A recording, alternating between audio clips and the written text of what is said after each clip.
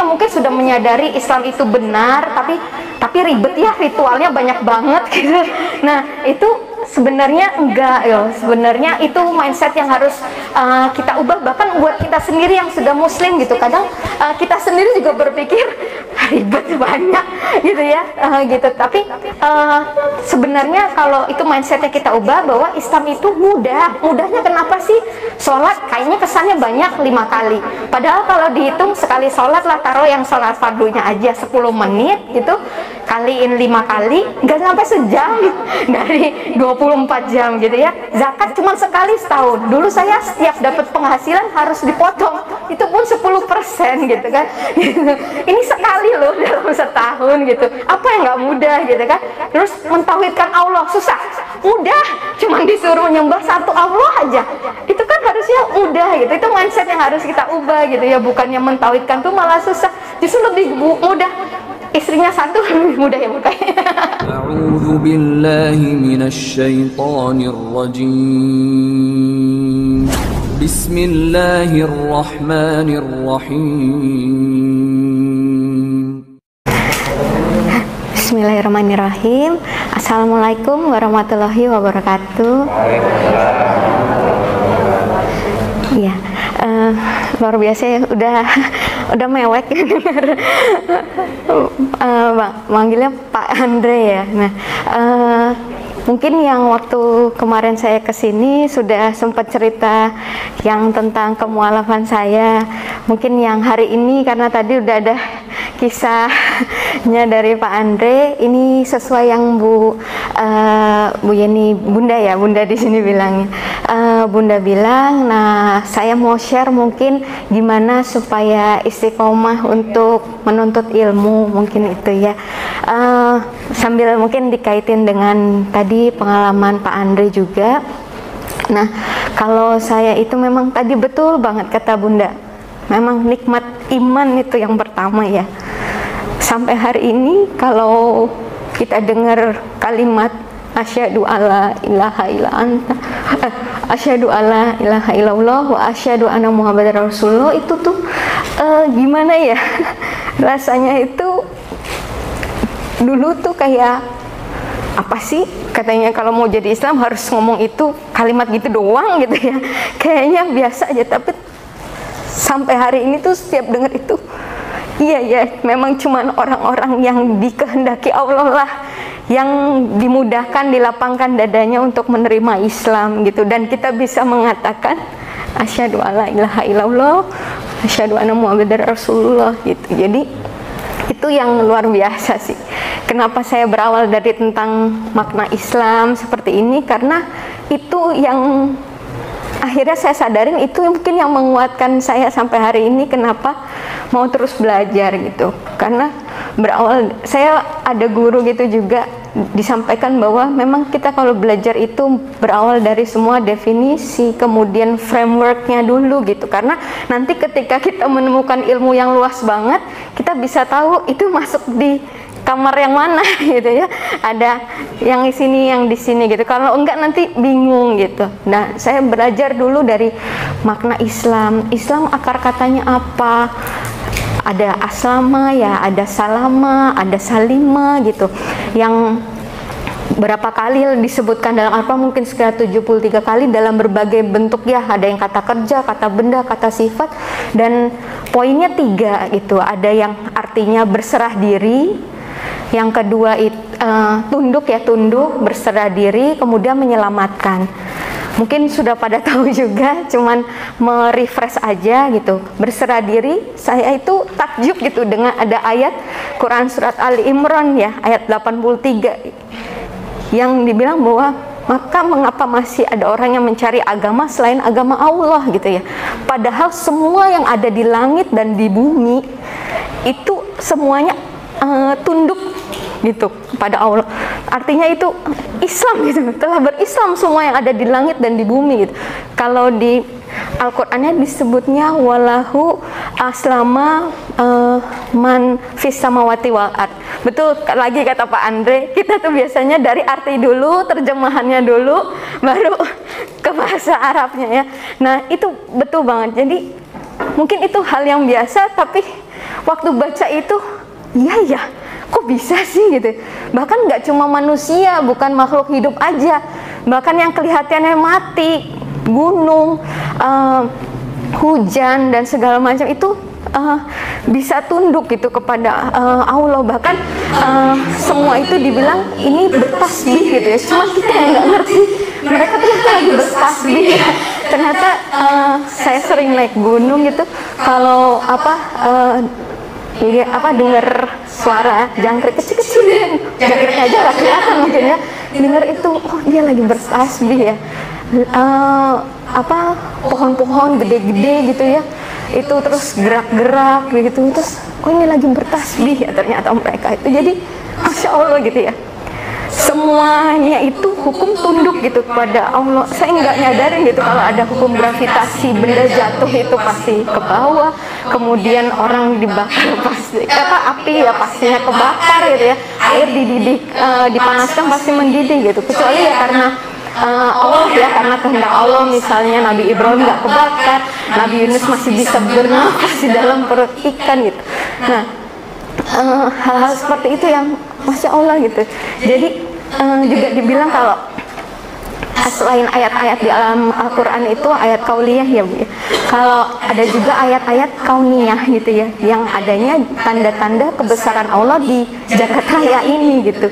Dan Masya Allah gitu, bagi orang yang berpikir, terutama Islam ya, menurut saya itu Islam agama fitrah, agama ilmu, agama yang ngajak berpikir, agama yang kesungguhan, keseriusan gitu, agama yang mudah loh sebenarnya. Nanti di belakang saya sampaikan agama yang sempurna gitu. Itu sampai akhirnya kalau kita mau berpikir gitu, banyak banget ya Bu ayat di dalam Al-Quran itu mengajak kita untuk berpikir, mengambil pelajaran gitu, 70-an ayat itu seperti itu benar banget. Karena dalam satu terjemahan kitab ada, kalau bahasa Inggris itu The Road to Faith, itu disebutkan bahwa ada 3 macam pemikiran. Mungkin kita bilang berpikir, kayaknya berpikir, iya kok berpikir gitu ya, kita setiap hari juga berpikir gitu kan, masa nggak berpikir gitu ya. Tapi ternyata berpikir itu masih ada tingkatannya lagi, dan kita ada di tingkatan yang mana. Kalau kita orang muslim sudah berpikir, tapi kita berpikir di yang tingkat mana? Karena ada satu pemikiran yang masih dangkal, itu yaitu dimana kita habis kita melihat, kita langsung nilai, langsung ngejudge gitu ya, langsung ngelihat orang gini. Kayak tadi Pak Andre mungkin ngelihat orang tua datang ke warteg, si tukang wartegnya malah bilang pergi aja, diusir gitu ya, nggak nah kalau Pak Andre beda, beliau gitu ya pemikirannya udah lebih dari itu gitu ya. Beliau ada melihat mungkin dia belum makan ya, atau dan sebagainya gitu. Itu udah meningkat lagi ke pemikiran yang lebih mendalam, dimana ketika kita melihat, kita belum ngejudge dulu, belum menilai dulu, tapi kita memahami dulu gitu. Nah itu pemikiran yang tingkat kedua. Yang tingkat ketiga itu pemikiran cemerlang, itu yang dibilang Al-Fikri Al-Mustanir ya kalau nggak salah. Itu jadi pemikiran yang cemerlang gitu. Itu gimana bedanya sama yang kedua? Yaitu ketika kita melihat, kita memahami gitu ya, dan masih kita kaitkan lagi dengan hal-hal lain yang berkaitan dengan itu, baru kita menilai. Masya Allah ya, mudah-mudahan kita itu bisa menjadi umat muslim yang seperti itu. Karena memang Islam itu menurut saya tadi kenapa luar biasa banget, sempurna banget, karena itu tadi, kalau misalnya kita melihat segala sesuatunya itu udah nggak bisa yang empiris aja, yang kasat mata aja gitu, tapi juga yang metafisik, yang kita nggak terjangkau sama panca indera kita, itu kita lihat kan, kita ngelihat daging, yang ada pikiran kita itu apa, halal enggak ya, ya oh iya udah, oh sapi ya halal, masih nanya lagi kan, disembelihnya cara Islam apa enggak? Saya pikir udah cuma sampai berhenti di halal apa enggak gitu, halal atau haram gitu, tapi ternyata masih lagi ayam apakah disembelih dengan mengucapkan bismillah atau enggak gitu. Jadi Masya Allah gitu ya, bener-bener tuh satu kesatuan ya, badan kita, jiwa kita, hati kita tuh satu gitu. Kalau itu yang saya rasakan ketika memeluk Islam ini gitu. Jadi kemudian itu Islam itu kenapa harus tunduk tadi, karena semuanya itu tunduk. Berarti semuanya itu bisa kita katakan Islam gitu ya. Aslama kan, tunduk kepada Islam, tunduk kepada perintah Allah. Kemudian berserah diri. Ngomong-ngomong berserah diri, itu memang ada hadisnya juga disebutkan ya, bahwa mukmin itu, orang-orang yang beriman itu ketika dia dapat yang baik, dia bersyukur, dan ketika dia dapat qada yang buruk, dia itu bersabar gitu. Memang berserah itu ya ada dua itu, antara bersyukur sama bersabar gitu. Kemudian yang ketiga, menyelamatkan gitu. Menyelamatkannya itu ya tadi kita pikir kita doang ya, waktu itu saya artinya Islam tuh selamat gitu. Oh, kalau kita nurut aturan Islam kita akan selamat, kita yang akan diuntungkan. Ternyata juga selain itu kita juga lebih dari itu, salimah, menyelamatkan orang lain gitu. Makanya dibilangkan kita itu muslim yang sejati itu muslim yang menyelamatkan orang lain dari lisan dan tangannya ya. Bahkan dikatakan antara sesama muslim mukmin itu haram ya, darahnya, hartanya, kehormatannya. Betul Bu, nggak boleh gibah itu, karena itu kita mengambil kehormatannya orang lain, nama baik orang lain gitu kan. Kemudian tadi kalau bukan hak kita, luar biasa ya, Pak Andre tadi dikasih makan cuma pesen tempe, dikasih lauk lebih banyak, masih bilang bukan Pak, bukan punya saya. Kalau kita mungkin kebenaran gitu ya. Itu tapi Masya Allah gitu ya. Itulah perbedaannya gitu. Dan memang dari makna itulah akhirnya saya ngerasanya sih saya belum bisa menjadi seorang muslim yang sejati seperti yang disebut itu. Jadi itu yang mendorong saya untuk terus belajar gitu ya, karena kayaknya aduh ternyata nggak gitu doang gitu, ada dituntut lebih, mikirnya harus lebih cemerlang gitu ya tadi ya, ngelihat segala sesuatu harus lebih dari yang dilihat mata gitu. Kemudian juga ternyata tingkatan saya itu, tingkatan beribadah berislam saya mungkin masih yang paling bawah, karena ada tingkatannya yang dari ritual aja, dari Islam kita menjalankan 5 rukun Islam ya, mulai dari syahadat itu kan dibilang kita berislam dengan akal, dengan kesadaran ya, karena kita berkata bersaksi itu bukan dengan mata jasmani kita, tapi dengan mata hati kita dan dengan kesadaran. Maka dibilang nggak ada orang beragama kalau nggak berakal gitu ya. Jadi makanya nggak ada paksaan juga dalam memeluk Islam, Masya Allah gitu ya. Nggak ada kan yang bersyahadatnya dipaksa gitu, nggak ada ya gitu juga. Walaupun mungkin banyak tadi fitnah segala macam dipengaruhi dan sebagainya, saya bersyahadat, enggak, itu murni kalau bukan kita menyadari gitu ya, mentauhidkan Allah, ya nggak nyampe itu kalimat syahadat terucap gitu, walaupun kelihatannya sederhana ya. Nah kemudian yang kedua, ketika kita sudah bersyahadat, kita kan mulai kewajiban sholat. Itu berarti kita sudah dengan ritual ya, dengan seluruh anggota badan kita berislam. Kemudian kita berpuasa, itu berislam dengan dibilang dengan perut, dengan hati ya. Nahan lapar, nahan haus, nahan marah, nahan kesel, nahan iri, dengki dan sebagainya. Kemudian juga zakat ya, dengan harta kita juga berislam gitu. Kemudian dengan haji itu udah semua amalan ya, ada puasanya, nahan-nahan nggak boleh ngomong jelek-jelek, kemudian ada bersedekah, berkurbannya juga ada, itu Masya Allah gitu. Baru tingkatan selanjutnya yaitu berislam dengan iman, 6 rukun iman semua udah pada hafal, udah pada tahu. Nah itu kita nyatakan di lisan, kita yakin dengan hati kita amalkan dengan anggota badan kita. Baru tingkatan kedua itu kalau kita baru tahu rukun Islam, rukun iman gitu ya. Selanjutnya adalah kita harus berislam dengan ihsan. Ihsan itu yang tadi kita bukannya kita mencari pahala, ngejar pahala supaya dibilang orang alim gitu ya, bukan yang keuntungan duniawi lah gitu, bukan masih mikir lagi kalau aku udah kehilangan kemarin, ya Allah aku meninggalkan ini, terus Allah balikin aku apa gitu ya. udah nggak ke situ arahnya, tapi lebih kita melakukan semua ibadah kita ini karena kita mencintai Allah gitu. Beda kalau cinta sama karena apa ya, mau kepaksa menggugurkan kewajiban tadi kayak kata Bunda kan juga itu beda banget gitu ya. Jadi betul-betul di tingkat ihsan itu kita bisa melakukan semuanya itu, sholat pun tadi dengan menghadirkan hati ya gitu. Jadi nah baru saya belajar lagi Bu, ternyata selama ini saya tahu yang 3 itu sampai ihsan, ternyata ada lagi yaitu tingkat intelektual kita berislam di tingkat intelektual tuh gimana, yaitu ketika Islam menjadi cara pandang kita melihat semuanya, world view ya dibilangnya, yaitu dimana tadi apapun itu kita ngelihat secara keseluruhan, multidimensi ya, nggak cuman itu aja udah, tapi kita bisa tadi berpikirnya itu dikaitkan dengan hal lain dan sebagainya gitu. Jadi itu luar biasa ya tantangannya gitu. Makanya saya terus mengapa orang Islam itu juga harus sering muhasabah diri.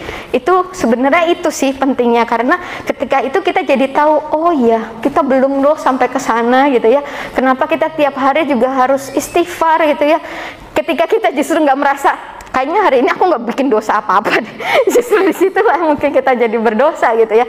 Jadi kita kenapa sih harus selalu istighfar? Dia bilang malah ada yang kalau bisa lebih dari 70 sama 140 kali sehari gitu, lebih dari itu. Ya itu karena kita itulah banyak hal ketika kita muhasabah pasti kita jadinya bisa istighfar juga gitu. Kalau kita jarang muhasabah ya rasanya baik-baik aja, rasanya nggak bikin salah, nggak bikin dosa gitu. Nah jadi di situ itu Bu, antara lain mungkin yang membuat saya itu dengan kesadaran itulah yang membuat akhirnya saya pengen terus memperbaiki diri gitu. Insya Allah juga pertemuan hari ini, hari-hari yang akan datang kita itu lebih baik daripada hari ini gitu. Kalau adab, akhlak penuntut ilmu udah pada tahu juga semua pasti kan. Kalau kita mencari ilmu pasti harus mengikhlaskan niat kita. Kita cari ilmu bukan untuk kepentingan duniawi, tapi benar-benar karena kita mau makin mendekat sama Allah, taqarrub ilallah itu yang kita cari, ridho Allah itu yang kita cari. Kemudian juga kita minta mohon pertolongan Allah karena istiqomah itu cuman rahmat dari Allah. Kita manusia gampang banget lemah, futur, bosen ya dan sebagainya gitu, merasa cukup juga, ujub juga udah itu sifatnya kita gitu. Tapi kalau dengan pertolongan Allah insya Allah dimudahkan, dibilang gitu ya. Kemudian juga biasanya kalau mau menuntut ilmu itu adab-adab lainnya banyak ya yang diikat dengan tulisan, kita amalkan. Tadi betul banget Pak Andre, saya setuju, lebih baik kita dapatnya sedikit, hafalnya sedikit, tapi kita mengamalkan dibandingkan kita hafal gitu tapi nggak ada yang kita amalkan gitu kan. Jadi lebih berkah mungkin ya, jadi lebih berkah ketika kita tahu sedikit langsung kita amalkan, tahu sedikit kita amalkan, itu insya Allah berkah gitu ya buat kita, buat orang-orang di sekitar kita juga gitu. Itu justru ilmu sebenarnya itu ketika ilmu itu bermanfaat ya, nggak ilmu aja, belajar aja tapi manfaatnya nggak ada, nggak dapet gitu ya. Buat diri sendiri juga nggak perlu kita membandingkan dengan orang lain. Makanya betul banget Bu, harus membersihkan hati dari akhlak-akhlak yang buruk, itu penting banget. Karena ketika kita hasad, iri, dengki, kok dia cepet banget sih hafalnya atau apa belajarnya itu ya, justru kita nggak dapat keberkahan ilmu itu gitu. Tapi yang kita pentingkan adalah hari ini diri kita dengan Allah makin dekat apa enggak gitu. Kalau kita ilmunya nambah tapi kita makin jauh dari Allah, buat apa gitu kan. Lebih baik kita sedikit tapi makin menyadari kebesaran Allah, makin kita bersandar sama Allah, itu insya Allah lebih berkah seperti itu. Dan dikatakan juga mungkin saya share mungkin orang yang futur itu biasanya tadi karena maaf agak kasar, kebodohan dan ifsam, artinya dia tidak mau menuntut ilmu yang syar'i, kemudian juga dia masih lebih mementingkan urusan duniawi ya, lebih terikat dengan, kemudian juga ada hatinya itu berpaut seperti itu gitu ya. Kemudian juga lingkungan mempengaruhi juga gitu. Kita memang nggak boleh menyendiri sih, harus pilih teman-teman saleh ya. Nanti jadinya ketika kita mungkin merasa agak lemah, ada yang kuatkan kita. Ini alhamdulillah teman-teman sudah tergabung di Darussalam ini dengan binaan Bunda juga, insya Allah ya, saling mendoakan, saling memperhatikan. Tadi kan kalau ada yang sedang ada masalah gitu, insya Allah terlindung gitu. Dan satu lagi mungkin obat dari ketika kita merasa futur itu, yang saya lakukan selama ini biasanya memperbarui keimanan tadi. Syahadatnya itu nggak cuman kemarin gitu, syahadat lagi, setiap mengucapkan kalimat syahadat itu tuh kayak terbarui lagi gitu ya. Kemudian juga kita tadi udah pasti pada tahu banyak mengingat mati, banyak mengingat akhirat. Kemudian juga yang agak manjur juga buat saya itu sering jadi baca sejarah, baca sirah nabawi, cerita-cerita para sahabat, itu jadi kayak menggugah lagi ya, Masya Allah gitu ya, kita nggak ada apa-apanya gitu ya dibandingkan mereka gitu, jadi semangat lagi kayak gitu. Dan satu yang mungkin orang lain mungkin sering berpikir, Islam itu, banyak yang mungkin sudah menyadari Islam itu benar, tapi ribet ya, ritualnya banyak banget gitu. Nah itu sebenarnya enggak loh, sebenarnya itu mindset yang harus kita ubah. Bahkan buat kita sendiri yang sudah muslim gitu, kadang kita sendiri juga berpikir ribet banyak gitu ya, gitu. Tapi sebenarnya kalau itu mindsetnya kita ubah, bahwa Islam itu mudahnya kenapa sih? Sholat kayaknya kesannya banyak 5 kali, padahal kalau dihitung sekali sholat lah, taruh yang sholat fardunya aja 10 menit gitu, kaliin 5 kali nggak sampai sejam dari 24 jam gitu ya. Zakat cuma sekali setahun, dulu saya setiap dapat penghasilan harus dipotong, itu pun 10% gitu kan gitu. Ini sekali loh dalam setahun gitu, apa yang nggak mudah gitu kan. Terus mentauhidkan Allah susah, mudah, cuman disuruh menyembah satu Allah aja, itu kan harusnya mudah gitu. Itu mindset yang harus kita ubah gitu ya, bukannya mentauhidkan tuh malah susah, justru lebih mudah.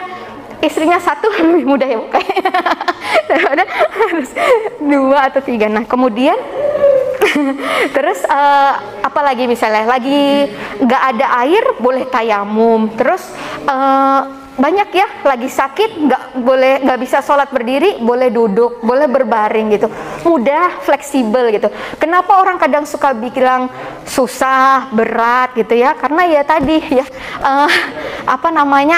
balik lagi ke soal ikhlas tadi ya, ikhlas. Terus ada tadi sebenarnya di slide, mohon maaf saya ketinggalan laptop jadi nggak bisa tayangin PowerPoint-nya beberapa hal itu. Dan tapi ininya tadi sih mindset bahwa Islam itu sebenarnya mudah gitu ya, itu yang harus kita ubah dari diri kita sendiri gitu. Banyak kemudahan yang sudah Allah kasih buat kita gitu, dan itu semua sebenarnya untuk kebaikan kita lagi gitu.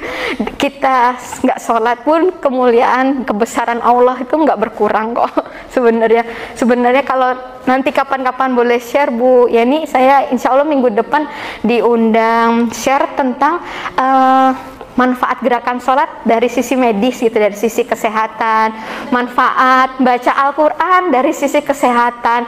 Itu Masya Allah, kalau kita tahu itu gitu, saya pas ngulik-nguliknya aja, pas baca-baca jurnal itu merinding terus gitu ya. Masya Allah, kenapa wudhu tuh 3 kali? Itu bahkan secara fisiologis tubuhnya itu ada jawabannya gitu. Jadi kenapa ya wudhu tuh 3 kali gitu.